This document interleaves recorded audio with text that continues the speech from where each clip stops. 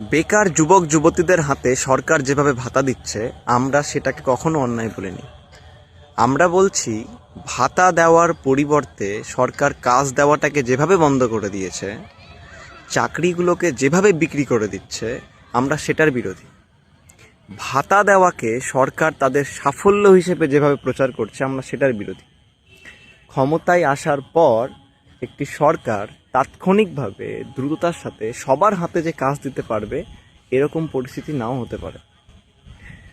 যাদের হাতে কাজ দিতে সরকার পারছে তাদের সংখ্যা সরকারকে প্রতিনিয়ত বাড়াতে হবে, এবং যেই মানুষদের হাতে সরকার কাজ দিতে পারছে না তাদেরকে সরকার এই মানসিকতার সাথে হাতে ভাতা তুলে দেবে যে আমি আপনাদের হাতে কাজ দিতে পারছি না, এটা আমার সরকারের ব্যর্থতা, তার জন্যই একটা ন্যূনতম সহযোগিতা আমি আপনাদেরকে দিচ্ছি। যত তাড়াতাড়ি সম্ভব আমরা এটাকে কাটিয়ে উঠতে চাইছি, আপনার হাতে যাতে আমরা একটা কাজ দিতে পারি। সরকারের মানসিকতা, সরকারের ইন্টেনশন ঠিক এরকম থাকবে, যেটা তৃণমূল সরকার করছে না।